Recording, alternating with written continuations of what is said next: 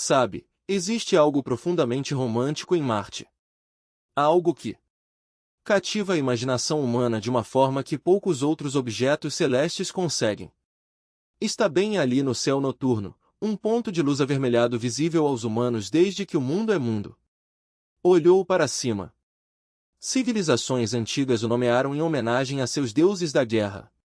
Ciência.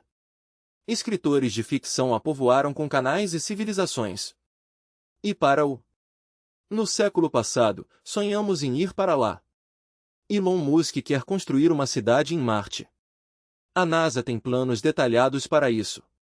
Missões rudimentares.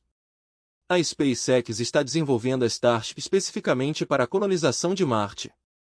A retórica é confiante. Até mesmo triunfante. Marte é a próxima fronteira. Os humanos serão multiplanetários. Espécies. Teremos botas em Marte dentro de 1 ou 2 décadas.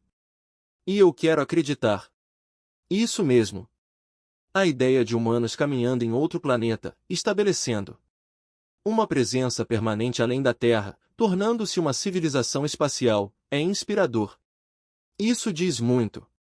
Fundamental na natureza humana. O impulso de explorar, de ultrapassar limites, de aventurar-se no desconhecido. Mas eis o que vou dizer hoje, e quero que vocês realmente ouçam: alcançar Marte, de fato, colocar humanos em Marte e trazê-los de volta em segurança, quanto mais. Estabelecer um assentamento permanente pode ser impossível. Não impossível em o sentido de algo difícil, desafiador ou que exige um avanço tecnológico significativo. Impossível, nesse sentido, que as leis da física, da biologia e da engenharia simplesmente não permitem. Com qualquer coisa que remotamente se assemelhe à tecnologia atual ou previsível. Agora, sei que essa é uma afirmação provocativa, e não estou dizendo isso para ser pessimista ou detrator. Sou um físico.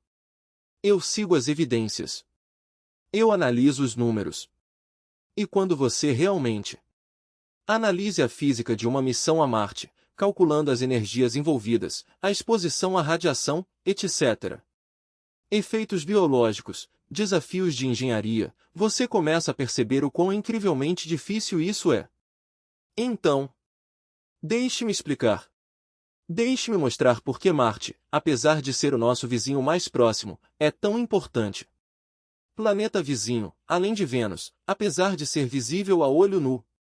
Apesar de parecer tão tentadoramente próximo, pode na verdade estar para sempre além do nosso alcance. Alcance.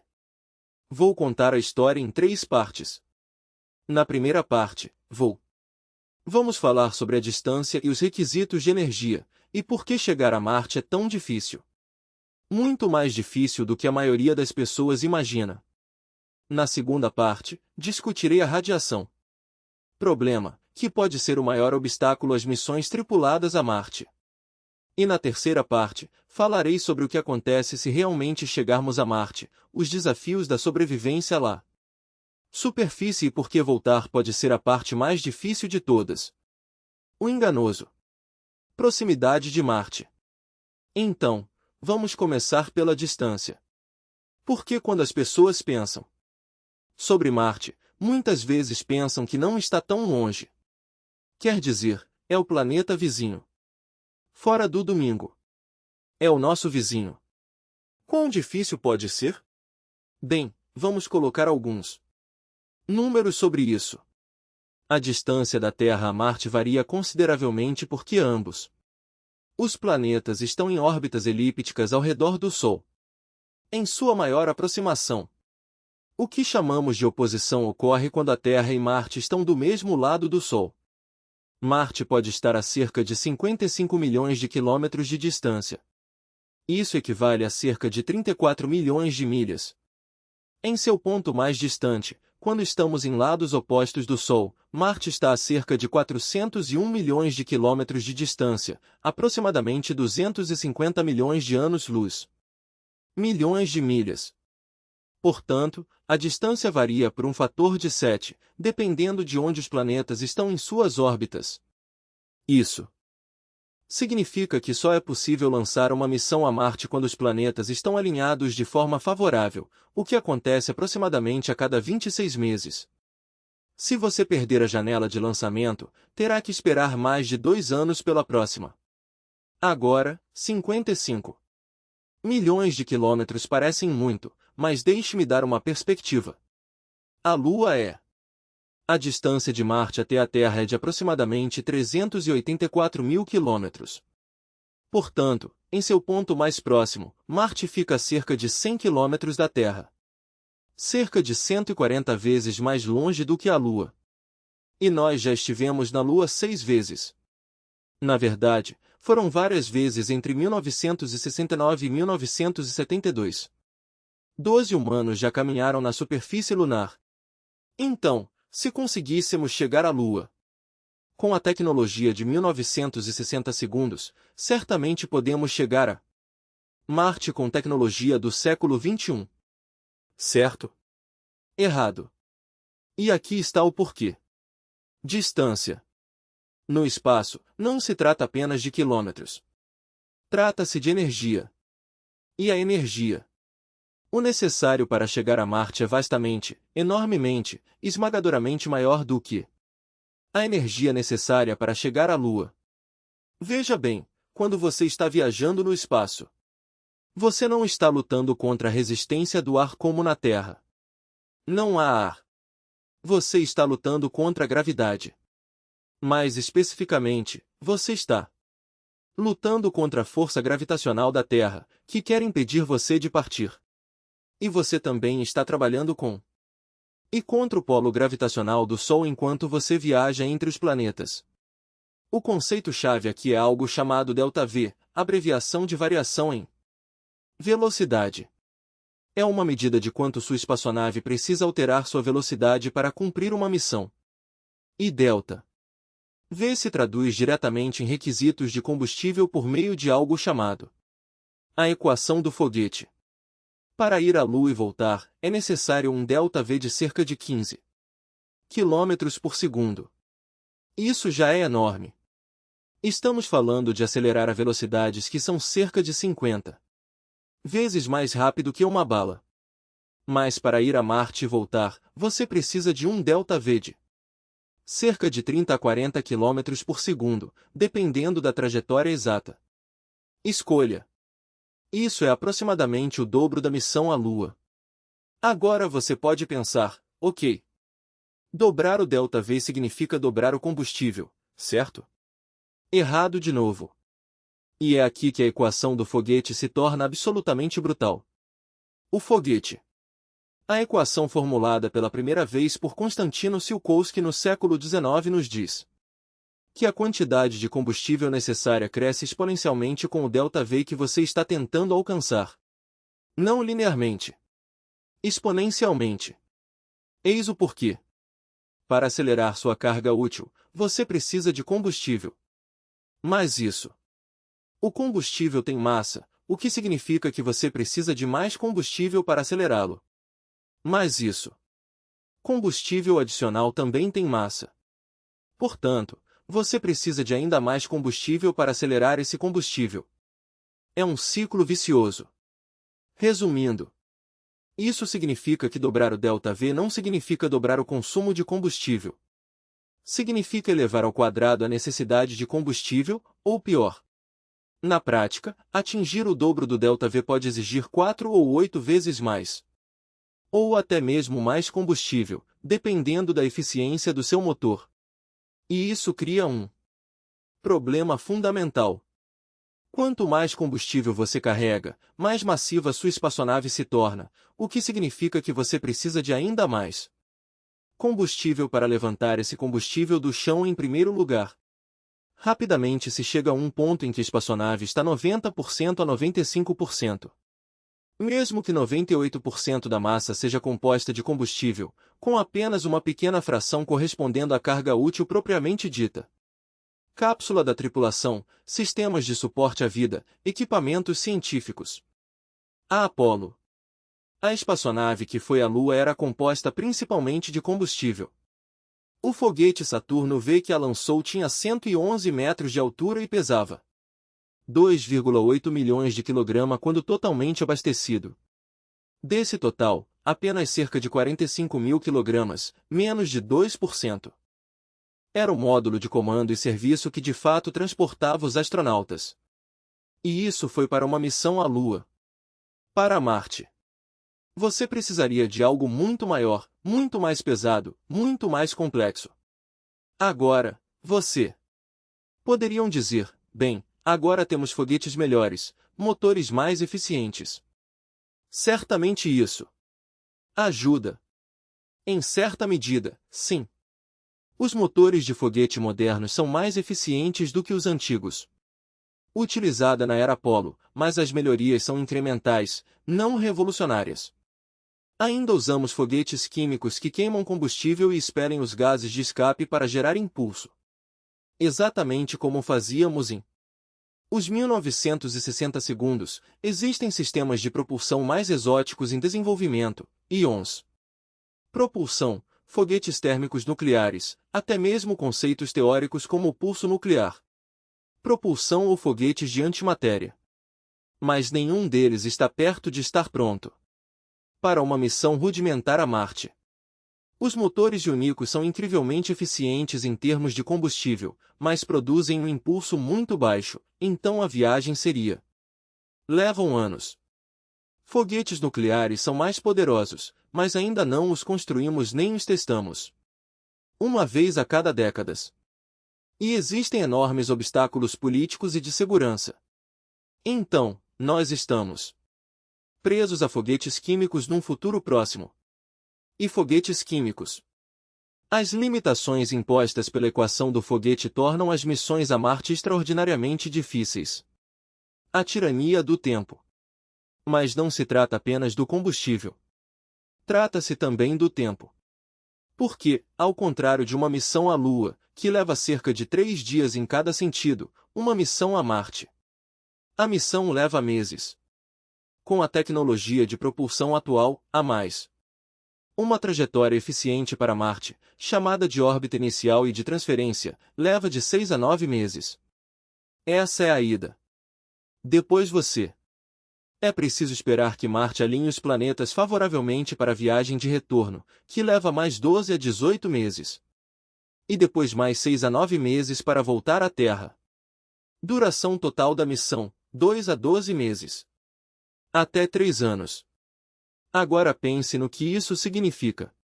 Você está pedindo aos astronautas que passem 3 anos no espaço, a maior parte do tempo em uma espaçonave apertada, longe da Terra, sem possibilidade de resgate caso algo acontecesse.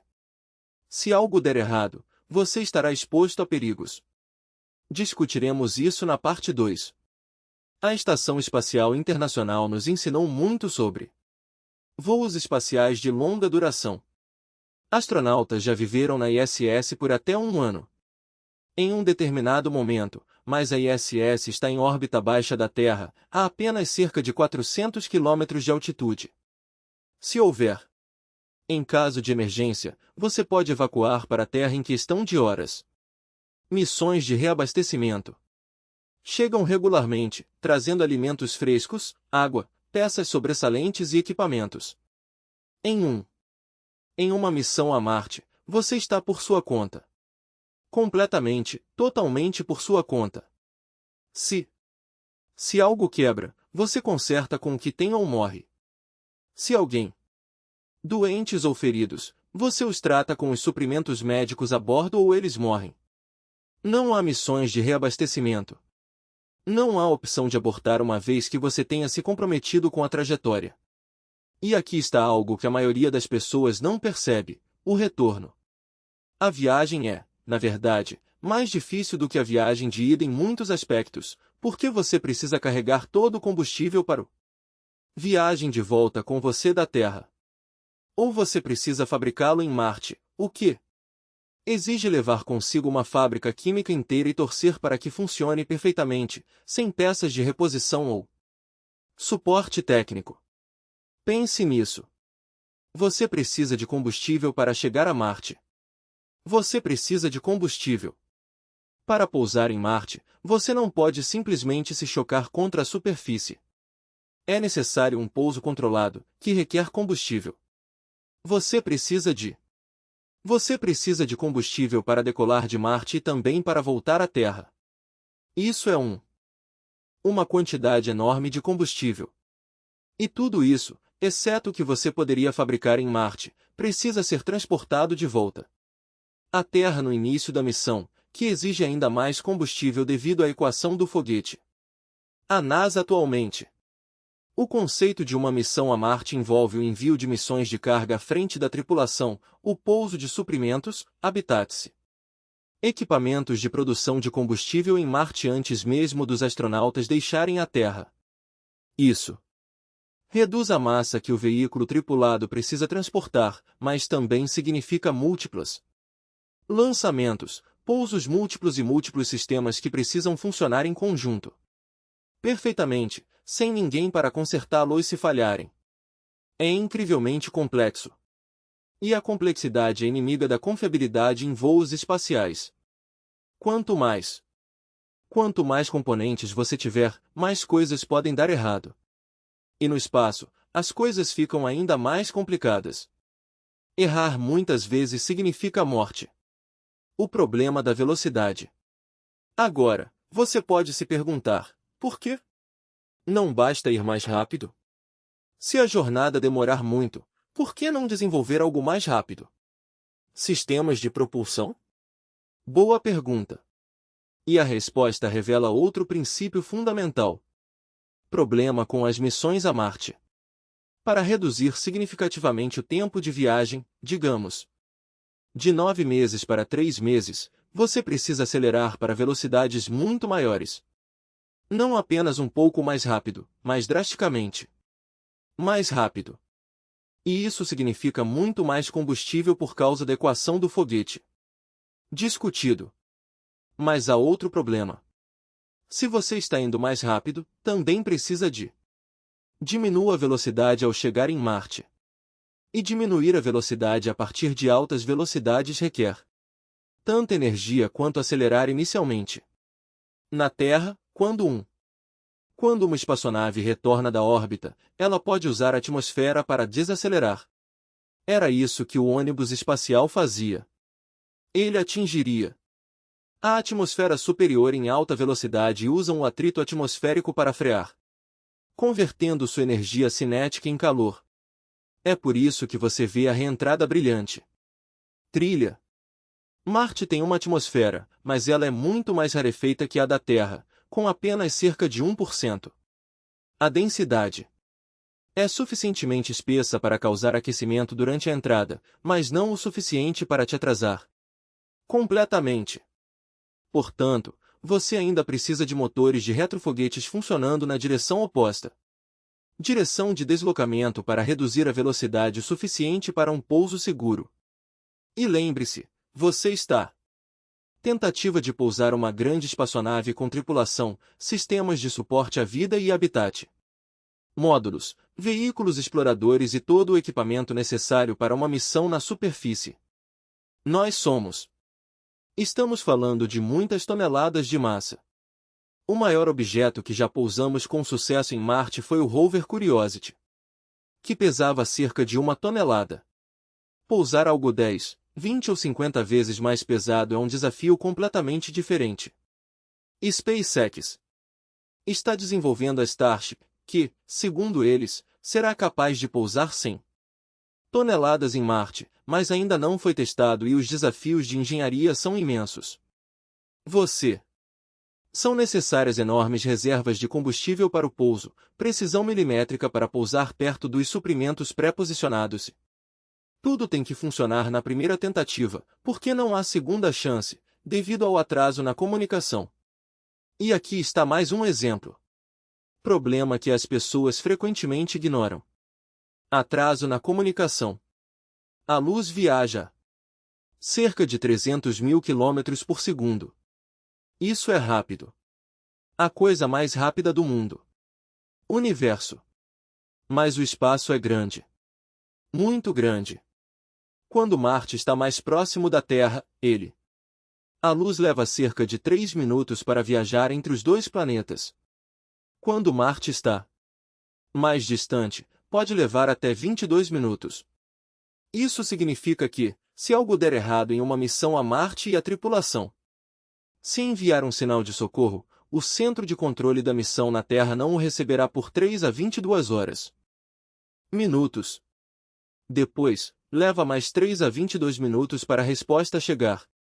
Portanto, você pode esperar um atraso de comunicação de ida e volta de 6 a 44 minutos. Compare. Isso se aplica às missões à Lua. A Lua está a apenas cerca de 1,3 segundos-luz de distância. O atraso na comunicação era quase imperceptível. Os astronautas conseguiam conversar com Houston praticamente em tempo real, mas em Marte, a comunicação em tempo real é impossível. Se ocorrer uma emergência, a tripulação precisa lidar com isso sozinha por pelo menos alguns minutos, possivelmente quase uma hora, antes mesmo de poder receber o produto. Conselhos da Terra. E durante fases críticas como pouso ou lançamento, isso poderia ser fatal. Não há como o controle da missão intervir. Se algo der errado, a tripulação está completamente por conta própria. Isso também afeta as operações dos rovers. Aliás, o Marte. Os veículos exploradores que enviamos, Spirit, Opportunity, Curiosity e Perseverance, não podem ser conduzidos em tempo real a partir da Terra. Em vez disso, os engenheiros carregam um dia inteiro de dados. Comandos. O rover os executa e depois envia dados sobre o que aconteceu. É um processo lento e metódico. Processo. Para uma missão rudimentar, esse atraso na comunicação significa que os astronautas precisam ser capazes de lidar com qualquer eventualidade por conta própria. Precisam ser mecânicos, médicos, engenheiros, geólogos, todos reunidos em uma pequena equipe. E eles precisam carregar todas as ferramentas, peças sobressalentes e equipamentos que eles possam precisar, já que não conseguem pedir ajuda. O aspecto psicológico. Desafio. E depois há o desafio psicológico. 3 anos é muito tempo para ficar confinado num espaço pequeno. Nave espacial com o mesmo pequeno grupo de pessoas, sabendo que os outros humanos mais próximos estão a dezenas de milhões de quilômetros de distância. Longe. Sabendo que o menor erro poderia ser fatal. Estudamos o isolamento e o confinamento extensivamente. Submarino. Tripulações, estações de pesquisa na Antártida, missões simuladas a Marte e isolamento. Instalações, e sabemos que é difícil. Muito difícil. As pessoas ficam irritáveis. Deprimido, ansioso, surgem conflitos, o desempenho piora, e isso é tudo. Situações em que você sabe que pode sair se realmente precisar. Em uma missão a Marte, você não pode sair. Você está comprometido por 3 anos. Algumas pesquisas sugerem que após cerca de 18 meses o isolamento faz com que o desempenho psicológico se degrade seriamente. Não temos dados suficientes sobre o que acontece após os 3 anos. Anos porque nunca fizemos isso. Essencialmente, estamos pedindo aos astronautas que participem de um experimento que nunca fizemos antes. Já tentaram isso antes, arriscando suas vidas. Então, mesmo antes de abordarmos o problema da radiação, que discutiremos a seguir. Na segunda parte, já enfrentamos enormes desafios. A distância, a energia. Requisitos, o tempo, o atraso na comunicação, o psicológico. Estresse. Cada um desses fatores, por si só, já é um grande obstáculo. Juntos, eles criam uma barreira formidável à exploração humana de Marte. Mas espere, você pode dizer. Enviamos robôs para Marte. Muitos deles. Eles pousaram com sucesso e dirigiram. Por aí, tiraram fotos, fizeram ciência. Se podemos enviar robôs, por que não podemos enviar pessoas? Essa é uma ótima pergunta. A resposta é que robôs são muito mais fáceis de enviar do que as pessoas. Primeiro, os robôs não precisam de suporte vital. Eles não precisam de ar, água, comida ou temperaturas amenas. Eles podem sobreviver com energia solar ou pequenas baterias nucleares. Eles não se importam com a radiação. Não ficam entediados, solitários ou assustados. Segundo, robôs podem ser muito menores e mais leves do que uma espaçonave rudimentar. Curiosity, nosso. O maior veículo explorador de Marte pesa 1 tonelada. Uma espaçonave rudimentar com módulos habitacionais. O sistema de suporte à vida e o combustível de retorno pesariam de 50 a 100 toneladas ou mais. Terceiro, os robôs realizam missões sem volta. Eles não precisam de combustível para retornar. Isso elimina a necessidade de combustível. A necessidade de combustível é reduzida pela metade imediatamente. E em quarto lugar, se uma missão do robô falhar, é decepcionante, mas não trágico. Perdemos algum dinheiro e oportunidades científicas, mas ninguém morre. Robôs são descartáveis de uma forma que os humanos não são. Então, o fato de termos enviado com sucesso enviar robôs para Marte não significa que podemos enviar pessoas. Os desafios aumentam exponencialmente. De forma dramática. Agora, tudo isso significa que as missões a Marte são completamente impossíveis? Não necessariamente. Com dinheiro suficiente, tempo suficiente e tecnologia suficiente. Com o desenvolvimento, talvez consigamos superar esses obstáculos. Talvez. Mas significa que as missões a Marte estão muito, muito longe de serem concretizadas. Quando Elon Musk diz que teremos, se ele disser que haverá humanos em Marte em 2030, ou está sendo extremamente otimista, ou não compreende totalmente a dimensão dos desafios. E ainda nem chegamos ao maior problema. O problema. Esse pode ser o grande problema, o maior obstáculo de todos, mais do que qualquer outra coisa. Isso me faz pensar que missões tripuladas a Marte podem ser impossíveis. E isso se deve à radiação. O que nos leva à segunda parte. Então, vamos falar sobre radiação, porque isso é mais do que qualquer outra coisa, esse pode ser o obstáculo intransponível para a chegada dos humanos a Marte. Missões. Este é o problema que tira o sono dos cientistas da NASA. Isto é uma questão que não tem uma solução fácil, ou mesmo uma solução difícil que saibamos como implementar. E a maioria das pessoas não entendem a gravidade desse problema. Quando você conta para alguém sobre os desafios das missões a Marte envolvem o combustível dos foguetes, o suporte à vida e talvez o estresse psicológico. Mas a radiação parece algo abstrato, técnico, algo que os engenheiros podem resolver com melhor blindagem. Só que não podemos, não facilmente, talvez nem consigamos. Deixe-me explique por quê. O assassino invisível. Primeiro, o que é radiação? No contexto. Quando falamos de viagens espaciais, estamos falando de partículas de alta energia, prótons, elétrons, núcleos atômicos e várias partículas subatômicas viajando a velocidades enormes, frequentemente perto da superfície do oceano. Velocidade da luz. Essas partículas vêm de duas fontes principais, o Sol e a profundidade. Espaço. O Sol emite constantemente um fluxo de partículas carregadas chamado fótons solares. Vento. Na maior parte do tempo, é relativamente ameno, mas ocasionalmente. O Sol apresenta o que chamamos de erupções solares ou ejeções de massa coronal, violentas. Erupções que lançam enormes quantidades de partículas de alta energia no espaço. Se você tiver o azar de estar no caminho de um desses eventos, poderá receber uma dose letal de radiação em questão de horas. Existe radiação cósmica galáctica.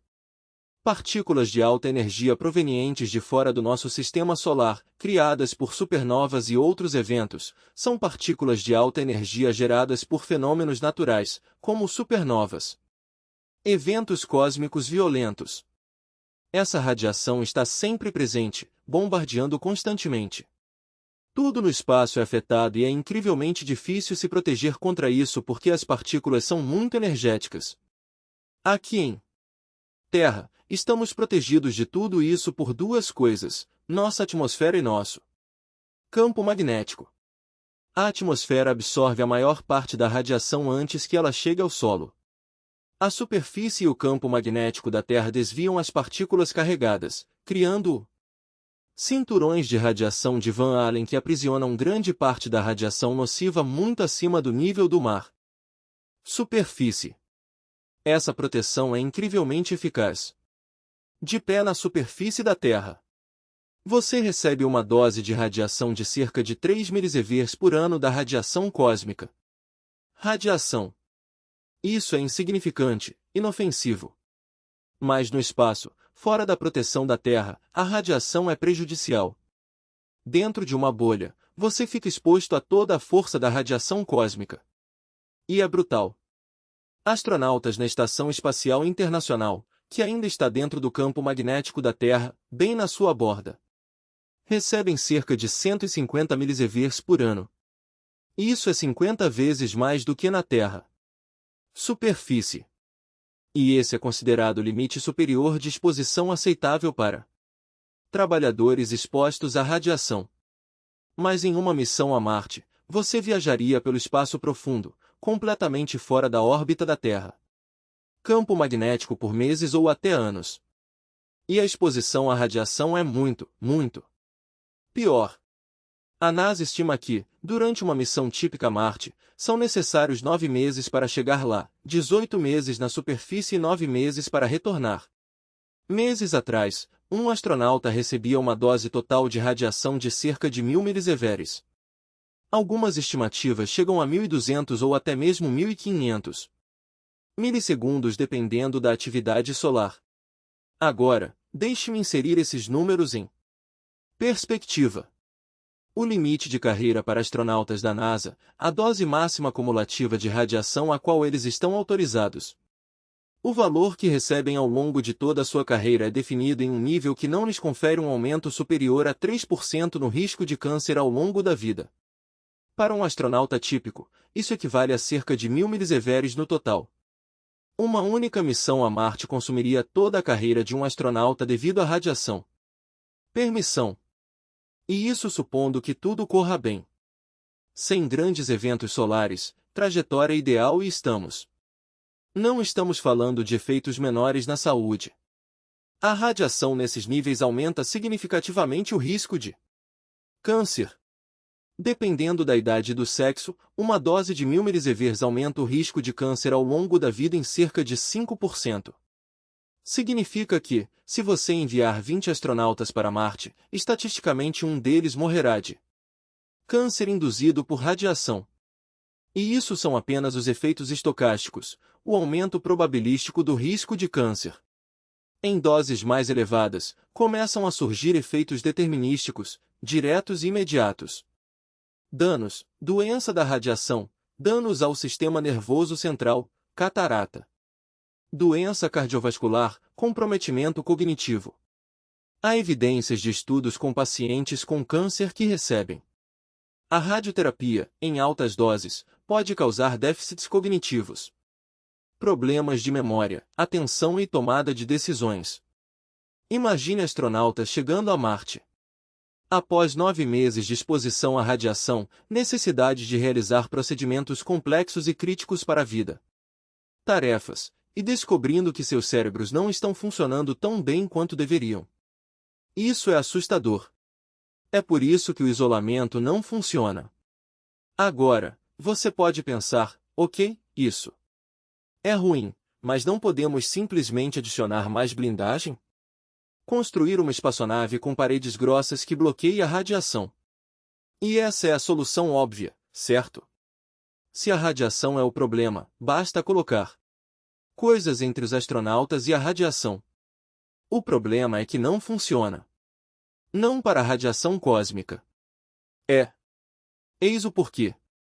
Para a radiação de baixa energia, como os raios X que você recebe no dentista, uma blindagem simples funciona muito bem. Um chumbo. O avental bloqueia perfeitamente os raios X. Até mesmo os raios gama de alta energia da radiação nuclear podem ser bloqueados com material denso suficiente, como o chumbo ou concreto. Mas os raios cósmicos são diferentes. Estes são partículas, núcleos atômicos, principalmente prótons e núcleos de hélio, viajando a velocidades tremendas, transportando quantidades enormes de energia. Alguns deles estão viajando a 99,9% de velocidade da velocidade da luz ou mais rápido. E quando partículas que se movem tão rápido atingem um objeto sólido, elas não param simplesmente. Elas interagem com os átomos do material de blindagem. E isso cria o que é chamado de cascata de descargas. A partícula incidente atinge um núcleo atômico, fragmentando e criando uma chuva de partículas secundárias, nêutrons, prótons, pions. Outros fragmentos. Essas partículas secundárias podem ser tão perigosa quanto a partícula original, às vezes até mais. Portanto, adicionar mais. A blindagem pode, na verdade, piorar o problema. Você bloqueia parte da fonte original. Raios cósmicos, mas você cria mais radiação secundária. Tem um doce. É um ponto onde alguma blindagem ajuda, mas além disso, você está apenas adicionando massa sem melhorar a segurança. E massa é o inimigo em voos espaciais por causa da equação do foguete que discutimos na parte 1. Cada quilograma de blindagem que você adiciona requer mais combustível para levantá-lo, o que requer mais combustível para levantar esse combustível e assim por diante. Rapidamente se torna impraticável. Para se proteger eficazmente contra a radiação cósmica, você precisaria de uma blindagem com vários metros de espessura, de preferência feita de materiais ricos em hidrogênio, como água ou polietileno, são ótimos para absorver energia sem gerar muita eletricidade. Muitas partículas secundárias. Mas estamos falando de toneladas e toneladas de blindagem. Material. Algumas propostas sugerem cercar o habitat da tripulação com água. Tanques. A água fornece tanto proteção contra a radiação quanto um recurso consumível. Isso ajuda, mas ainda é uma penalidade de massa enorme. Outras ideias incluem usar o combustível da espaçonave como blindagem, envolvendo o módulo da tripulação com combustível. Tanques, então o combustível bloqueia a radiação. Isso funciona por parte da viagem, mas conforme o combustível é consumido, a blindagem perde a eficácia. Mais fino. Ou você poderia usar o próprio Marte como escudo, construir seu habitat subterrâneo ou em tubos de lava, mas isso só protege enquanto você está na superfície. Não ajuda durante o trânsito de ida e volta para Marte, que é onde você recebe a maior parte da dose de radiação. Eventos de partículas solares, o cenário de morte súbita, e depois a fase aguda. Ameaça, eventos de partículas solares. Na maior parte do tempo, o Sol está relativamente calmo. Mas ocasionalmente e de forma imprevisível, entra em erupção. Uma erupção solar ou massa coronal. A ejeção pode liberar enormes quantidades de partículas de alta energia no espaço. Se você estiver no caminho de um desses eventos, poderá receber uma dose letal de radiação em questão de horas. Já vimos alguns casos. Principais eventos solares na história recente. Em agosto de 1972, entre Apollo 16 e durante as missões Apollo 17, houve um evento massivo de partículas solares. Se os astronautas tivessem quem esteve na Lua ou viajou para ou de lá naquela época provavelmente teria recebido uma dose fatal de radiação. Nós conseguimos. Tivemos sorte com o momento. Em 1989, um evento solar causou uma enorme tempestade geomagnética que derrubou as redes elétricas em Quebec e interferiu com satélites. Em 2003, uma série de eventos solares criou o que os cientistas chamam de tempestade solar de Halloween. Alguns dos mais intensos. Tempestades de radiação já registradas. Esses eventos são, de certa forma, previsíveis, pois sabemos que estão associados à atividade solar, que segue um ciclo de 11 anos. Durante o máximo solar, o pico de os eventos cíclicos são mais comuns. Durante o mínimo solar, eles são mais raros, mas mesmo assim.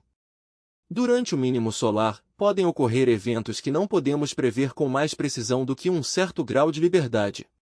Algumas horas antes. Se isso acontecer quando detectarmos uma erupção solar, as partículas já estão a caminho, chegando em questão de horas ou dias, dependendo da intensidade do evento. Na Terra, isso não é um problema. Estamos protegidos pela atmosfera e pelo campo magnético. Mesmo na ISS, os astronautas podem se abrigar em um ambiente mais. As partes da estação fortemente blindadas geralmente ficam bem. Mas em uma missão a Marte, você está no espaço profundo com blindagem mínima. Se ocorrer um evento solar importante, você estará em sérios apuros. Alguns conceitos de missão incluem um abrigo antitempestade, uma pequena área fortemente protegida onde a tripulação pode se refugiar durante uma tempestade. Evento solar. Mas isso significa amontoar toda a equipe em um espaço minúsculo por dias ou até semanas, respirando ar reciclado. Com comodidades mínimas. E mesmo assim não garante segurança contra os eventos mais extremos. O impacto psicológico. De saber que a qualquer momento, sem aviso prévio, o Sol poderia desencadear uma rajada de radiação que poderia te matar e que escapou do seu controle. Você está preso em uma lata a milhões de quilômetros da Terra, na esperança de ser pego. Que nossa estrela não tem um dia ruim. Radiação em Marte. Agora, você pode pensar que, ao chegar a Marte, você estará mais seguro. Você estará em um planeta com alguma atmosfera. Mesmo que seja fina, você pode construir abrigos, talvez até habitats subterrâneos. E isso é parcialmente verdade. A atmosfera de Marte, por mais tênue que seja, oferece alguma proteção contra a radiação, embora não seja tão eficaz quanto a de Marte. Muito semelhante à da Terra, mas um pouco. E o próprio planeta bloqueia a radiação vinda de baixo, então você só fica exposto à radiação vinda de cima. Medições do rover Curiosity sugerem que na superfície de Marte você receberia cerca de 200 até 300 milisieverts por ano, cerca do dobro do que os astronautas da ISS recebem, mas significativamente menos do que no espaço profundo. Portanto, os habitats na superfície de Marte são um tanto melhor do que espaçonaves em trânsito, especialmente se você construir no subsolo ou empilhar solo marciano regalite por cima. Seu habitat para proteção adicional. Mas aqui está o ponto, você ainda precisa ir e voltar. E é aí que a maior parte da dose de radiação vem de onde você passa. Mesmo que você passe 18 meses em Marte mesmo com um habitat razoavelmente bem protegido, você ainda tem as duas passagens de 9 meses pelo espaço profundo, onde você consegue atingidos por radiação cósmica. Não há como fugir disso. A jornada é o problema. E não temos um bom solução. Efeitos biológicos, mais do que apenas câncer. E piora porque não compreendemos completamente todos os efeitos biológicos da exposição prolongada à radiação cósmica. O risco de câncer é bem estabelecido. Temos muitos dados de sobreviventes da bomba atômica, vítimas de acidentes nucleares, radioterapia. Pacientes. Entendemos como a radiação ionizante danifica o DNA e pode levar a câncer anos ou décadas depois. Mas a radiação cósmica é diferente da radiação que estudamos na Terra. Na Terra, a radiação é composta principalmente de raios gama e raios X, radiação eletromagnética. No espaço, você lida com partículas de alta energia, particularmente íons pesados, núcleos atômicos de elementos como ferro viajando a quase a velocidade da luz. Essas partículas criam diferentes tipos de danos. Quando um núcleo de ferro de alta energia atravessa o corpo, cria um rastro de intensa radiação. Ionização, danificando tudo em seu caminho. Isso cria o que é chamado de microlesão, um cilindro de tecido destruído. Seu corpo pode reparar parte dela. Esse dano, mas não todo. E a preocupação é que esses íons pesados possam causam danos que levam a problemas de saúde que ainda não compreendemos completamente. Estudos em ratos expostos a simulações. A radiação espacial tem demonstrado efeitos que vão além do câncer.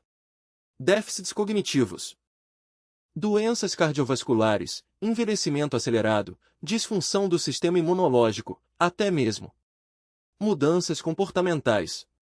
Algumas pesquisas sugerem que a exposição à radiação cósmica pode aumentar o risco de demência semelhante ao Alzheimer.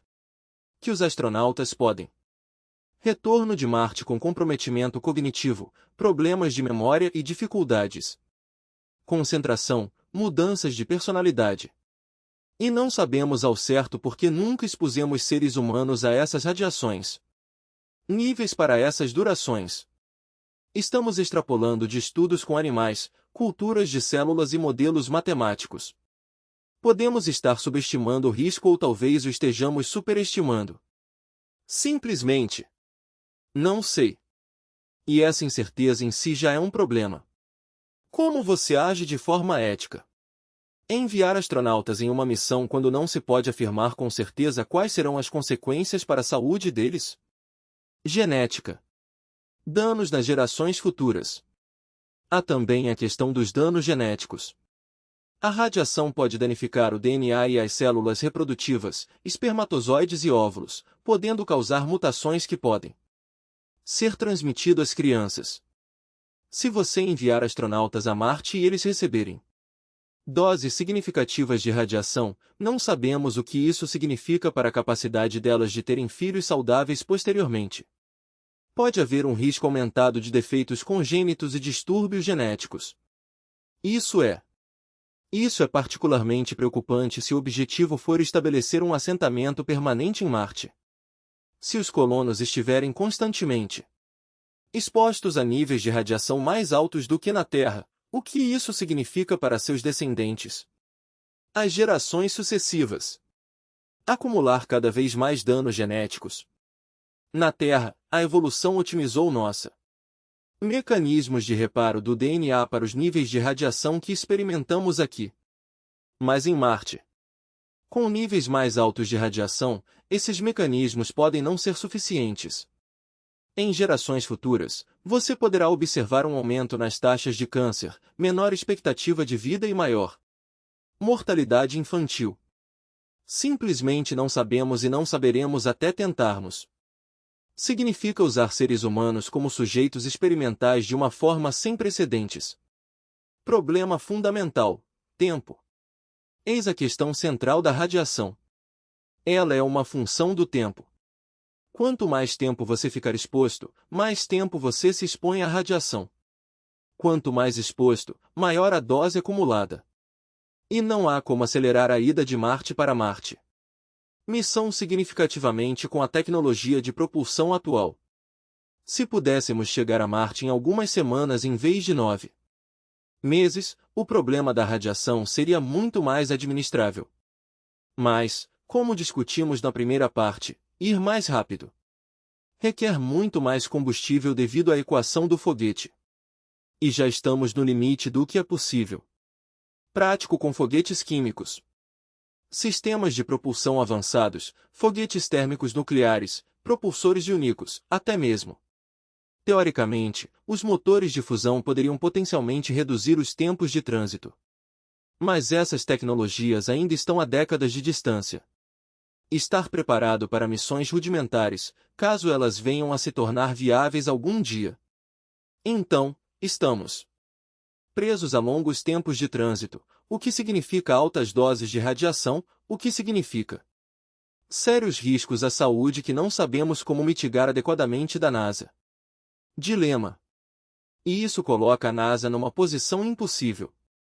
Eles têm um mandato: explorar, ultrapassar limites, enviar humanos a Marte. Mas eles também têm responsabilidade de manter os astronautas em segurança. O padrão atual da NASA é que o aumento do risco de câncer devido à exposição à radiação não deve ceder 3% ao longo de um ano. Carreira de astronauta. Uma missão a Marte ultrapassaria esse limite. Então a NASA tem alguns opções. Uma delas é desenvolver uma tecnologia de blindagem melhor. Mas, como já discutimos, isso é incrivelmente difícil e pode não ser possível com as leis da física que conhecemos. 2. Desenvolver uma propulsão melhor para reduzir o tempo de trânsito, mas isso também é incrivelmente difícil e longe de estar pronto. 3. Aceitar níveis de risco mais elevados. Mudar o padrões. Permitir que os astronautas assumam mais riscos de câncer em troca de oportunidade de ir a Marte. A NASA tem se voltado para a opção 3. Eles convocaram comitês para estudar se o limite de 3% é muito conservador, se deveria ser elevado para 5% ou até mais para Marte. Missões. E talvez isso seja razoável. Afinal, permitimos que astronautas levem riscos. Ir para o espaço é inerentemente perigoso. Foguetes podem explodir. Naves espaciais podem apresentar defeitos. Inúmeras coisas podem dar errado. Astronautas aceitam esses riscos porque acreditam que a missão vale a pena. Talvez o risco da radiação deva ser visto da mesma forma. Apenas mais um risco da profissão. Se os astronautas estão dispostos a aceitar um risco maior de câncer em troca de ir para Marte, devemos permitir que eles vão? Há um debate ético aqui. Algumas pessoas dizem que sim, com base no consentimento informado e na escolha pessoal. São adultos tomando decisões sobre suas próprias vidas. Outros dizem que não deveríamos pedir às pessoas que aceitem. Consequências graves para a saúde, quase certas, para uma missão que, embora científica e simbolicamente importante, mas na verdade não é necessário para a sobrevivência humana. E não há uma resposta clara. Resposta: o problema pode ser insolúvel. Mas eis o que me tira o sono: o problema da radiação pode simplesmente não existir. Temos uma solução. Não com a física como a entendemos, não com a tecnologia que possa ser realisticamente desenvolvido para proteger adequadamente contra a radiação cósmica. Você precisaria de uma blindagem com metros de espessura, que é impraticável devido a restrições de massa ou blindagem ativa usando materiais magnéticos. Campos para desviar partículas carregadas, o que requer quantidades enormes de energia que não sabemos como gerar em espaço. Ou propulsão dramaticamente mais rápida para reduzir o tempo de exposição, o que requer. Não temos avanços revolucionários na física. Nenhuma dessas soluções está no horizonte. São todas teóricas, especulativas. Tecnologia de futuro distante. Portanto, com a tecnologia atual ou de curto prazo, não podemos proteger adequadamente os astronautas da radiação em uma missão a Marte. Podemos reduzir um pouco a dose com design inteligente, proteção contra água, abrigos contra tempestades. Mas não podemos eliminar o risco. Provavelmente nem conseguiremos reduzi-lo a níveis aceitáveis com os padrões atuais da NASA. Padrões. O que significa que ou aceitamos que os astronautas em Marte enfrentarão sérias consequências para a saúde, como câncer, problemas cognitivos, comprometimento, possivelmente morte prematura, ou não enviamos humanos a Marte. E isso não é uma decisão que alguém queira tomar, porque o sonho de Marte é tão fascinante. A ideia de humanos caminhando em outro planeta, de se tornarem espécies multiplanetárias, é inspirador. É ambicioso. Fala ao que há de mais profundo em nós. Instintos de exploradores e pioneiros. Mas os sonhos se chocam com a realidade. E a realidade é que o espaço é hostil à vida humana de maneiras que não podemos superar facilmente. Agora, você pode perguntar: e se enviássemos robôs em vez disso? Por que arriscar vidas humanas quando podemos? Podemos enviar robôs para fazer ciência? Essa é uma ótima pergunta. Os robôs Eles têm tido um sucesso incrível em Marte. Não precisam de proteção contra a radiação, suporte à vida ou viagens de retorno. Eles podem trabalhar. Durante anos, o rover Perseverance explorou, analisou e enviou dados. Atualmente, a espaçonave está em busca de sinais de vida antiga em Marte. Ela coleta amostras de rochas que serão posteriormente enviadas à Terra. Para a Terra por meio de missões futuras. Está realizando ciência inovadora sem correr riscos. Quaisquer vidas humanas. Então, por que enviar humanos, afinal? O que os humanos podem fazer em Marte que os robôs não conseguem? O argumento geralmente é que os humanos são mais flexíveis, mais adaptável, melhor na tomada de decisões em campo, melhor em ciências complexas. Trabalho. Um geólogo humano pode fazer observações e conexões que levariam muito mais tempo para um robô fazer se ele poderiam produzi-los. E isso tem seu valor. Mas vale a pena o risco? Vale a pena correr o risco de matar ou prejudicar gravemente os astronautas apenas para fazer ciência um pouco mais rápido ou um pouco melhor? Não sei. É uma pergunta difícil. Mas o que eu sei é que o problema da radiação não vai desaparecer. Não é algo que possamos resolver investindo mais dinheiro ou desenvolvendo tecnologias incrementalmente melhores. É um problema que pode ser resolvido com mais facilidade. Barreira fundamental imposta pela física. E a menos que desenvolvamos algo radicalmente novo. Sistemas de propulsão ou encontrar alguma forma de gerar poderosos escudos magnéticos no espaço, ambos aparentemente muito além da nossa capacidade. Com as capacidades atuais, a radiação continuará sendo o principal obstáculo para as missões tripuladas a Marte. Mas vamos supor. Supondo que resolvamos o problema da radiação de alguma forma, talvez devêssemos aceitar níveis de risco mais altos. Talvez desenvolver uma blindagem melhor. Talvez tenhamos sorte e encontremos uma maneira de fazê-la funcionar. Mesmo assim, enfrentaremos enormes desafios. Assim que chegarmos a Marte e tentarmos viver lá. E isso nos leva à terceira parte, sobrevivência na superfície. O desafio quase impossível de voltar para casa. Então, vamos imaginar que resolvemos o problema. Problema da distância. Construímos um foguete enorme, superamos a tirania da equação do foguete, aceitamos os meses de espera. Jornada, e vamos imaginar que resolvemos ou pelo menos aceitamos o problema da radiação. Problema. Equipamos nossa espaçonave com a melhor blindagem que conseguimos.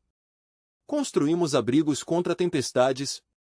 Convenceram os astronautas a aceitar riscos de câncer que horrorizariam qualquer comitê de ética médica.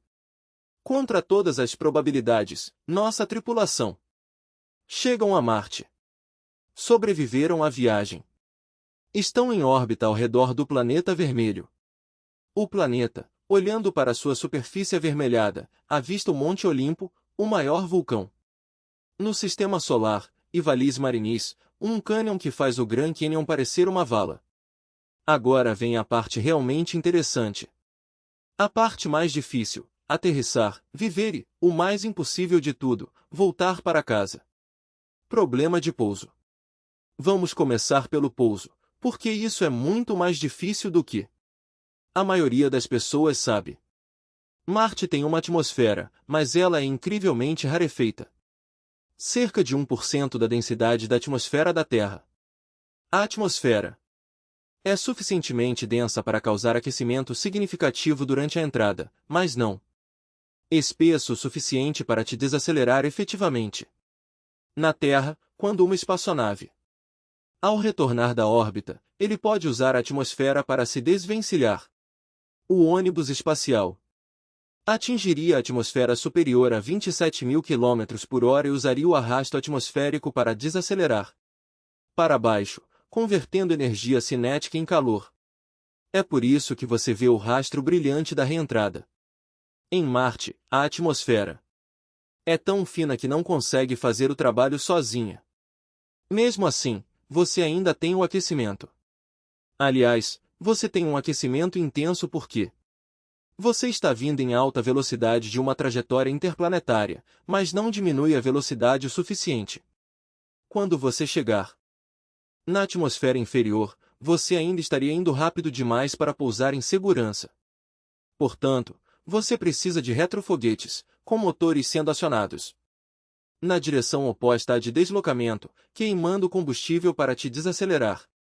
E você precisa de muito combustível porque está tentando para pousar algo pesado, não um veículo explorador de 1 tonelada como o Curiosity, mas uma espaçonave rudimentar com módulos habitacionais, vida, sistemas de apoio, suprimentos e todo o equipamento necessário para operações em superfície. Estamos falando de pousar 20, 50, talvez 100 toneladas em Marte. Nunca fizemos isso antes. Nada parecido com isso. O maior objeto que já pousamos com sucesso em Marte foi o Curiosity, com 1 tonelada. E isso exigia um sistema complexo chamado Skycrane, uma plataforma movida a foguete que baixara um veículo explorador por meio de cabos. Funcionou milagrosamente, mas foi de arrepiar. E isso era para apenas 1 tonelada. Aumentar isso para 20 ou 50 toneladas é completamente diferente. É um desafio de engenharia diferente. Você precisa de motores muito maiores, muito mais combustível e um controle muito mais preciso. Você está fazendo isso depois de meses no espaço com equipamentos que foram expostos a radiação, raios cósmicos e temperaturas extremas que não foram reparadas ou receberam manutenção. Uma falha, um motor que não pega, um sensor que fornece dados incorretos e você sofre um acidente. Diferentemente das missões robóticas, onde uma queda é decepcionante, mas não trágica, aqui você acabou de matar toda a sua tripulação. A Starship da SpaceX foi projetada para pousar em Marte usando uma manobra de mergulho de barriga, entrando na atmosfera horizontalmente para maximizar o arrasto, depois inverter a verticalidade no último instante e acionar os motores para pousar. É um conceito audacioso. Eles testaram-no na Terra com resultados mistos. Vários voos de teste terminaram em explosões espetaculares. E isso é tudo. Terra onde possam iterar, onde possam analisar as falhas e tentar novamente. Onde a atmosfera é 100 vezes mais densa que a de Marte. Fazer isso em Marte, onde você tem apenas uma chance. Falhar significa morte, é aterrorizante. O problema da poeira, e depois a poeira. A poeira marciana está por toda parte. E é um problema sério. Ao contrário da poeira terrestre, que é arredondado e desgastado pela água e pelo vento ao longo de milhões de anos, marciano. A poeira é afiada e angulosa. Não foi desgastada porque quase não há intemperismo. Água em Marte. E são partículas incrivelmente finas, menores que talco. Essa poeira entra em tudo. Os veículos exploradores têm tido dificuldades com ela. Os painéis solares ficam cobertos, reduzindo a produção de energia. As juntas mecânicas entopem. As vedações ficam comprometidas. Para uma missão rudimentar, isto é um grande perigo. A poeira entrará no habitat mesmo com os melhores procedimentos de eclusa. E a poeira marciana é tóxica.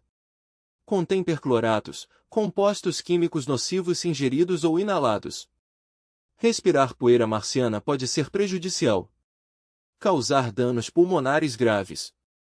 Os astronautas da Apollo passaram por algo semelhante com a poeira lunar, que também, em todos os lugares, apesar de seus melhores esforços, eles descreveram o cheiro como pólvora e alguns tinham experiência. Irritação respiratória, mas eles só ficaram na Lua por alguns dias. Em Marte, você lidaria com isso por 18 dias. Meses ou mais. Os efeitos cumulativos na saúde podem ser graves. E durante tempestades de poeira, que podem atingir o planeta inteiro em Marte, durando meses, visibilidade. Se a energia solar diminuir ou for eliminada, a poeira se tornará um problema ainda maior. Você estaria essencialmente presos em seu habitat, torcendo para que seus sistemas de suporte à vida não falhem, aguardando a tempestade passar. A sobrevivência. Desafio. Falando em suporte de vida, vamos discutir o que é necessário para manter humanos vivos em Marte. É preciso ar. Oxigênio especificamente. A atmosfera de Marte é composta por 95% de dióxido de carbono e cerca de 3% de nitrogênio. 1,6% de argônio e apenas traços de oxigênio. você não consegue respirar isso. Então, você precisaríamos trazer oxigênio da Terra ou produzi-lo em Marte. Trazê-lo é impraticável. O oxigênio é pesado e você precisa-se de muito disso para 18 meses. Então, você o produz. O experimento MOXIE no rover Perseverance demonstrou que é possível extrair oxigênio da atmosfera de CO2 de Marte usando eletrólise. Funciona. Mas isso exige energia, muita energia. E você precisa de um sistema robusto que não.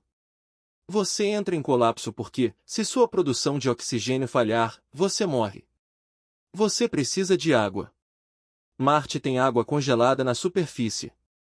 Polos, provavelmente como gelo sob a superfície em algumas regiões. Mas extraí-lo, purificá-lo e armazená-lo requer equipamentos, energia e manutenção constante. O plano geralmente é reciclar a água o máximo possível. Capturar a umidade da respiração e reciclar urina e águas residuais. A ISS faz isso. Já existem sistemas assim, mas eles falham, os filtros entopem, as bombas quebram. Na ISS, você pode obter peças de reposição na próxima missão de reabastecimento. Em Marte, você conserta com o que tem, ou fica sem água e morrer. Você precisa de comida. Você pode trazer alguma da Terra, mas para uma estadia de 18 meses na superfície.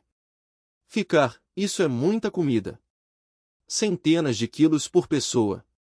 A alternativa é cultivar alimentos em Marte parece ótimo, até você pensar nos desafios. O solo marciano é tóxico. Lembre-se dos percloratos. Você precisa descontaminá-lo ou trazer solo de Marte. Cultive plantas na terra ou hidroponicamente. Você precisa de luz, seja luz solar ou filtrada. Estruturas transparentes ou luzes artificiais de cultivo, que requerem energia. É necessário controle de temperatura. Marte é frio.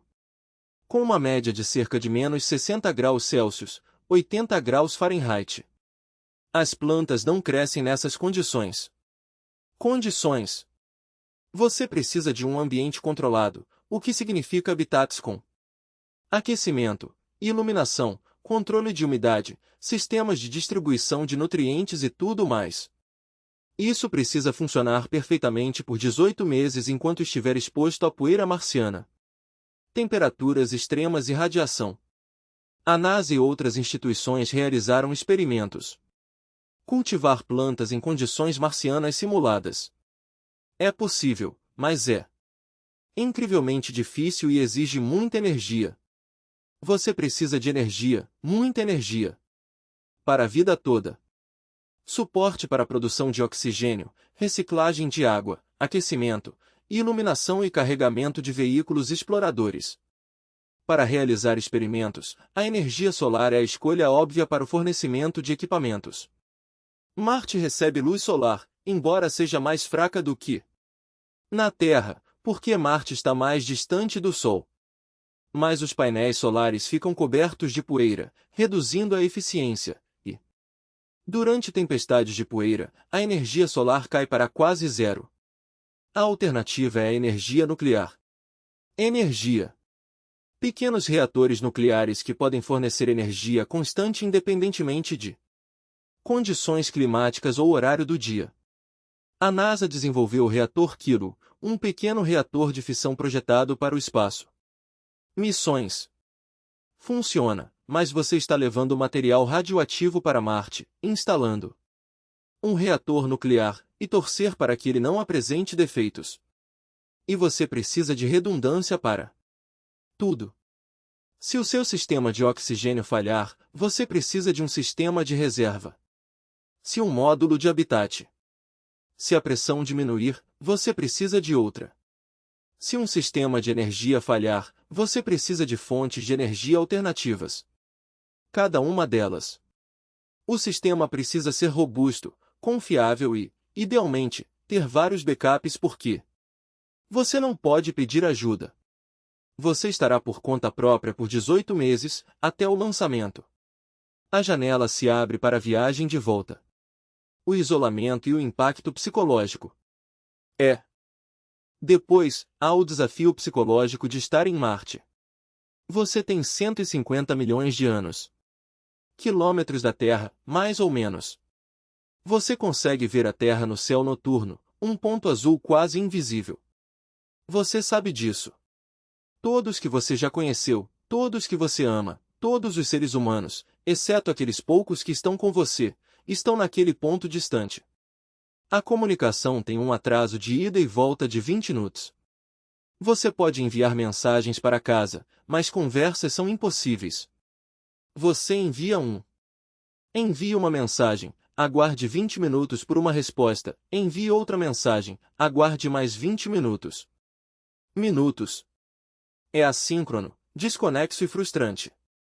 Você fica confinado a um pequeno habitat, provavelmente não muito maior do que alguns contêineres de transporte conectados.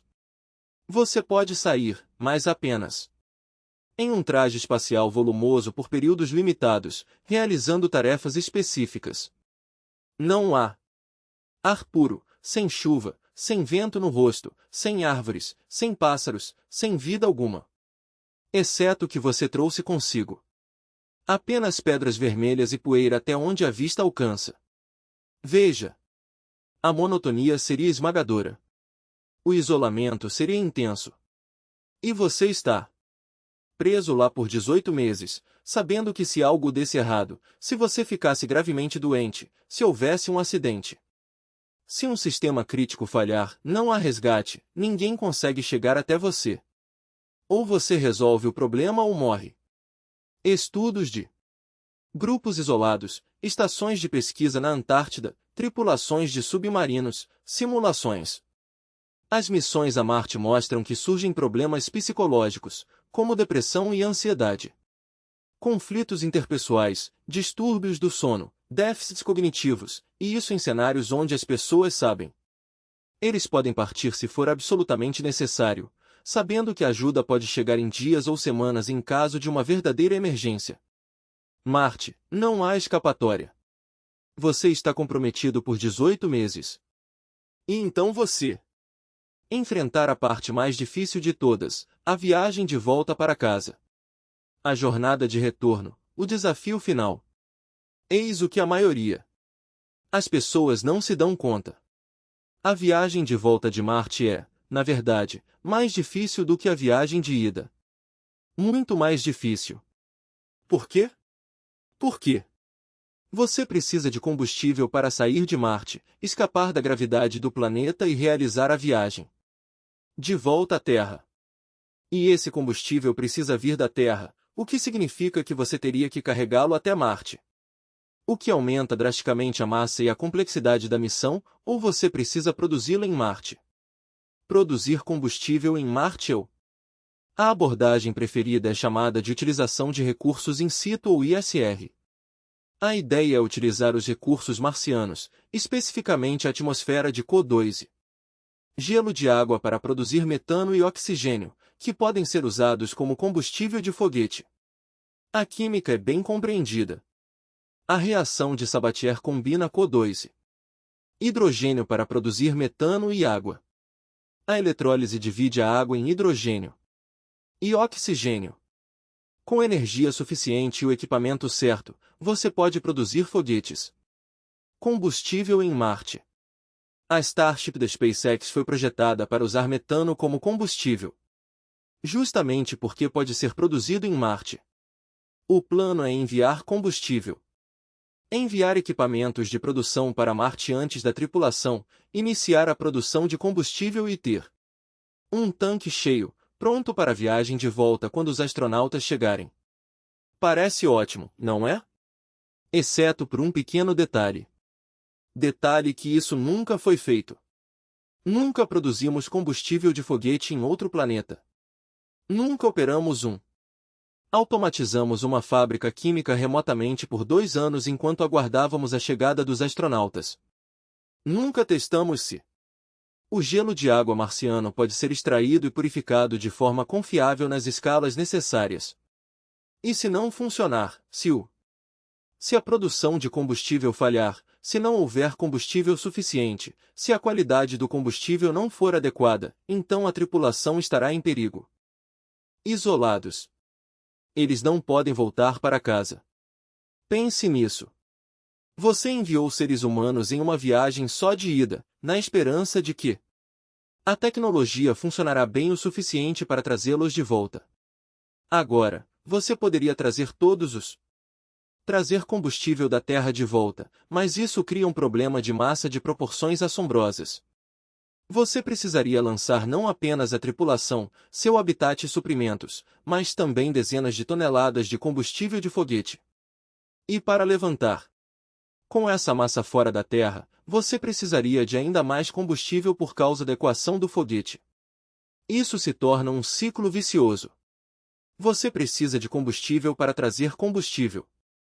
Algumas análises sugerem que um veículo totalmente abastecido, uma missão a Marte utilizando combustível de retorno fornecido pela Terra exigiria uma massa de lançamento de milhares de toneladas, muito além de qualquer coisa que possamos lançar atualmente. Então, isso não é apenas um recurso desejável. É absolutamente essencial. A missão não funciona sem isso. E isso significa apostar a vida dos astronautas em uma tecnologia que nunca foi testada em Marte de verdade. Condições: lançamento de Marte. Supondo que você tenha produzido combustível de alguma forma, agora precisamos lançar de Marte. A gravidade de Marte é cerca de 38% da gravidade da Terra. Portanto, é mais fácil lançar um foguete de Marte do que da Terra. Mas ainda assim é um desafio considerável. Você precisa de um foguete, plataforma de lançamento, sistemas de abastecimento de combustível, tudo isso está parado há tempos. Em Marte durante 18 meses, exposto a poeira, temperaturas extremas e radiação. Tudo tem que funcionar perfeitamente na primeira tentativa. Não há testes de lançamento. Você não pode treinar. Ou você decola ou fica em Marte para sempre. E lançar não apenas uma pequena cápsula, mas uma espaçonave grande o suficiente para sustentar a tripulação para a viagem de 9 meses de volta à Terra com todo o suporte de vida, comida, água e suprimentos de que precisarão. Os astronautas da Apollo foram lançados da Lua. Usando o estágio de ascensão do módulo lunar, uma espaçonave relativamente pequena, já que a gravidade da Lua é apenas 16% da gravidade da Terra. E eles só precisavam chegar à órbita lunar, não precisavam voltar à Terra. Lançar um foguete de Marte exige algo muito maior e mais complexo. E se o lançamento falhar, se um motor não disparar, se a trajetória estiver errada, ou você está preso em Marte ou está em uma órbita ruim que não te leva de volta para casa. A jornada de volta e, supondo que você consiga decolar de Marte, você se depara com mais uma jornada de 9 meses pelo espaço profundo, com toda a exposição à radiação que discutido na parte 2, só que agora você está exausto depois de 18 meses em Marte. Seu corpo foi exposto à poeira marciana, baixa gravidade e alta radiação. As reservas psicológicas estão esgotadas. Seu equipamento está em funcionamento há mais de 2 anos e apresenta sinais de desgaste. Você está voltando para a Terra, o que significa que precisa atingir um corredor de reentrada muito preciso. Se for muito raso, você ricocheteia a atmosfera de volta para o espaço. Se for muito íngreme, você se queima devido ao excesso de ar. Aquecimento. As missões Apollo tinham que atingir um corredor de reentrada com cerca de 40 km de largura a partir de uma distância de 400.000 km. É como atirar uma flecha em Nova York e acertar um alvo do tamanho de um prédio em Los Angeles. Incrivelmente preciso. O retorno a Marte exige precisão semelhante. Mas depois de viagem de 9 meses durante a qual sua trajetória pode ter sido afetada por pequenos erros de navegação, impactos de micrometeoritos, deriva de equipamentos, e você está fazendo isso quando está física e mentalmente exausto, quando seu equipamento pode estar degradado, considerando que você ficou longe da Terra por quase 3 anos, e esse é o custo físico. Falando nisso, efeitos físicos, vamos falar sobre o que 3 anos no espaço fazem ao corpo humano. Sabemos pela experiência da ISS que voos espaciais de longa duração causam perda de densidade óssea. Os astronautas perdem cerca de 1 a 50% da massa óssea. 2% da massa óssea por mês em microgravidade. Ao longo de 3 anos, isso pode resultar em uma perda óssea de 30 a 70%. Seus ossos ficam frágeis. Quebradiço. Parte dele se recupera após retornar à Terra, mas não tudo. Atrofia muscular. Sem a gravidade para contrabalançar, os músculos enfraquecem. Mesmo com exercícios físicos, e os astronautas da ISS se exercitam 2 horas por dia, causam perda muscular significativa. Alterações cardiovasculares. O coração não precisa trabalhar tanto em microgravidade, então enfraquece. A pressão arterial cai. Quando você retorna à gravidade normal, o coração fica mais fraco. A gravidade da Terra, ao ficar em pé, pode causar desmaios devido ao seu sistema cardiovascular. O sistema se adaptou à gravidade zero. Problemas de visão. Muitos astronautas os enfrentam. A deterioração da visão no espaço ocorre devido a alterações nos fluidos corporais que aumentam a pressão sobre o nervo óptico. Parte dessa deterioração é permanente. Supressão do sistema imunológico. Os voos espaciais enfraquecem o sistema imunológico, tornando você mais suscetível a infecções. Rins. Pedras. A combinação de perda óssea, liberação de cálcio, desidratação e a alteração dos fluidos corporais aumenta o risco de cálculos renais. E isso se deve a missões com duração de 6 meses a 1 ano na ISS, onde os astronautas podem retornar à Terra relativamente rápido se houver necessidade médica. Emergência. Em uma missão a Marte, você fica fora por 3 anos. Só a perda óssea já seria suficiente. Poderia ser incapacitante. Os astronautas poderiam retornar incapazes de andar, com seus ossos tão danificados. São tão frágeis que se fraturam facilmente. Podem sofrer danos permanentes na visão, problemas cardiovasculares e cognitivos. Déficits decorrentes da exposição à radiação. Potencialmente, estamos enviando pessoas em uma missão que causará danos permanentes a elas. Saúde, mesmo que tudo corra perfeitamente. A questão ética, e isso nos leva de volta à ética. Será que é? É direito pedir às pessoas que aceitem esses riscos, potencialmente sacrificando sua saúde e os anos de vida que lhes restam? Para uma missão a Marte? Algumas pessoas dizem que sim. Exploradores ao longo da história já levaram Marte a lugares distantes. Riscos enormes. A tripulação de Merlin navegando ao redor do mundo, a Antártida de Shackleton. Expedições, os primeiros pilotos de teste e astronautas, todos eles enfrentam riscos potencialmente fatais em nome da exploração. E descobertas. E se os astronautas compreendem plenamente os riscos e optam por ir mesmo assim, não deveríamos respeitar isso? Escolha? Mas há uma diferença entre arriscar a morte em um acidente. Aceitar danos à saúde a longo prazo praticamente certos, por si só, implica em exposição à radiação. Quase garante um risco aumentado de câncer. A perda óssea, a atrofia muscular. Alterações cardiovasculares são inevitáveis, não apenas possíveis. Não estamos apenas pedindo aos astronautas que enfrentem o perigo.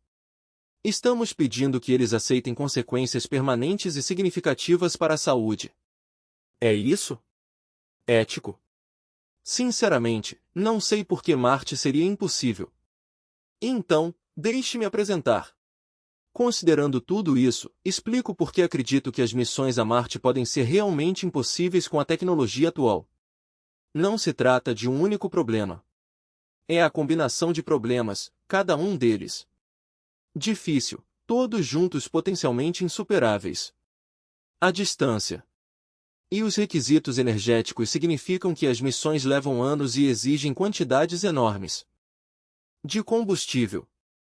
A exposição à radiação é severa e não temos uma boa maneira de nos protegermos dela. Pouso em Marte.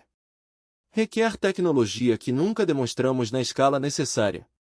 Sobreviver em Marte por 18 meses requer sistemas complexos que precisam funcionar perfeitamente, sem possibilidade de reabastecimento ou resgate.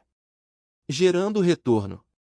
O uso de SRU, utilização de recursos in situ, para gerar combustível em Marte não foi comprovado e pode não funcionar de forma confiável.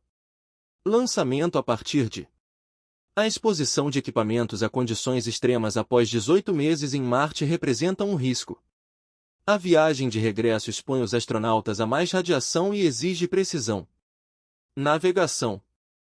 A reentrada na Terra após uma missão de 3 anos com equipamentos deteriorados e tripulação exausta é perigoso. E os efeitos cumulativos na saúde, radiação, perda óssea, muscular, atrofia, estresse psicológico podem ser danosos permanentes. Qualquer um destes. Isso poderia ser superado com esforço, dinheiro e desenvolvimento tecnológico suficientes. Mas considerando todos eles juntos, a situação é bem mais complexa. E nem sequer falamos sobre custos. A NASA estima que uma missão tripulada a Marte custaria entre 100 e 500 bilhões de dólares. Dependendo da arquitetura da missão e de como você contabiliza os custos de desenvolvimento. É uma soma enorme, mesmo para um programa governamental. Para efeito de comparação, todo o programa Apollo custou cerca de 280 dólares. Bilhões em valores atuais. E isso para uma missão que levava 3 dias em cada sentido, não 9 meses. Uma missão a Marte será muito mais complexo e caro. Vale a pena? Qual é o retorno científico? Valor inspirador. A importância simbólica da presença humana em Marte, avaliada em centenas de bilhões de dólares, e o danos à saúde dos astronautas são praticamente certos. Pessoas razoáveis podem discordar, mas a análise de custo-benefício é fundamental. Não é obviamente a favor do envio de humanos, a alternativa são os robôs. É por isso que continuo voltando aos robôs, porque eles podem fazer muito do trabalho. A ciência que queremos realizar em Marte sem o custo e o risco enormes das missões tripuladas. O rover Perseverance é. Atualmente estou explorando a cratera G0, em busca de sinais de vida microbiana antiga, coletando amostras que eventualmente retornará à Terra. Custou cerca de 2,7 bilhões de dólares. Muito dinheiro, mas uma fração ínfima do custo de uma missão tripulada. Poderíamos enviar dezenas de veículos exploradores, módulos de pouso, orbitadores e veículos de coleta de amostras. Missões pelo custo de uma única missão humana. Poderíamos explorar múltiplos locais simultaneamente. Poderíamos correr riscos com robôs que jamais correríamos com humanos. Sim, humanos são mais flexíveis e adaptáveis do que robôs. Um geólogo humano poderia fazer observações em minutos que levariam dias ou semanas para um rover. Mas será que vale a pena? O custo e o risco? Não tenho certeza se valem a pena. Pelo menos não com a tecnologia atual. O caminho a seguir. Agora, isso significa que devemos desistir da exploração humana de Marte? Totalmente? Não necessariamente. Mas significa que precisamos ser realistas quanto ao desafios e prazos. Quando as pessoas falam sobre humanos em Marte em 2030, estão sendo extremamente otimistas. Otimista, provavelmente ilusório. Precisamos de grandes avanços tecnológicos antes. Missões tripuladas a Marte tornam-se viáveis. Sistemas de propulsão aprimorados reduzem o tempo de trânsito e a exposição à radiação. Melhor blindagem contra a radiação ou contramedidas médicas. Tecnologia SRU comprovada. Demonstrado em grande escala em Marte. Sistemas de suporte à vida melhores que podem funcionar com eficácia comprovada por anos. Soluções para os problemas de perda óssea e atrofia muscular de voos espaciais de longa duração. Alguns deles podem ser alcançáveis em décadas. Outros podem exigir avanços revolucionários na física. Não temos. Enquanto isso, Devemos nos concentrar no que podemos fazer. Continuar. Exploração robótica de Marte, incluindo missões de retorno de amostras. Estabelecer presença permanente na Lua, que está muito mais perto e nos permite testar tecnologias em um local onde o resgate é, pelo menos teoricamente, possível. Desenvolver melhores tecnologias espaciais, propulsão, suporte à vida e proteção contra a radiação. Por meio de melhorias incrementais e testes. Estudar mais sobre os efeitos na saúde de voos espaciais de longa duração. Completamente. Talvez daqui a 50 ou 100 anos, tenhamos a tecnologia para levar humanos a Marte de forma segura e sustentável. Talvez desenvolvamos foguetes de fusão que consigam chegar a Marte em semanas, em vez de meses. Talvez a gente descubra como gerar escudos magnéticos poderosos. Talvez desenvolvamos tratamentos médicos que atenuem os danos da radiação e os ossos. Perda. Ou talvez não. Talvez a física simplesmente não permita. Talvez. Marte está para sempre fora do nosso alcance, pelo menos para a exploração humana. Essa é a dura realidade. E há algo. É algo que nos deixa humildes diante dessa possibilidade. Vivemos numa era de otimismo tecnológico. Conseguimos realizar tanta coisa. Dividimos o átomo, mapeamos o genoma humano, conectamos o mundo inteiro pela internet. Colocar computadores em nossos bolsos, mais poderosos do que os que enviaram Apolo à Lua. É fácil acreditar nisso. Com dinheiro suficiente e engenharia inteligente, qualquer problema pode ser resolvido, de modo que não há limites para o que podemos alcançar. Mas o universo não se importa com nossas ambições. A física impõe limites rígidos. Restrições. Algumas coisas podem simplesmente não ser possíveis, pelo menos não da maneira como são feitas. Consideraríamos algo prático ou ético. Marte talvez seja um desses casos. Não. Impossível, em princípio. Provavelmente conseguiríamos levar humanos a Marte. Se estivéssemos dispostos a aceitar baixas, se tratávamos os astronautas como descartáveis, se não nos importássemos com as consequências para a saúde, o que é impossível na prática. Se insistirmos em padrões de segurança razoáveis, se quisermos que os astronautas retornem vivos e saudáveis, se quisermos que a missão é ser sustentável, e não uma ação isolada. E talvez isso não seja um problema. Talvez o sonho da presença humana em Marte seja apenas isso, um sonho, belo. Inspirador, mas, em última análise, inatingível. Ou talvez eu esteja enganado. Talvez algum gênio.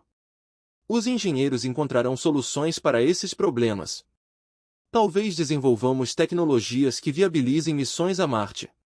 Seguro e prático. Espero que sim. De verdade.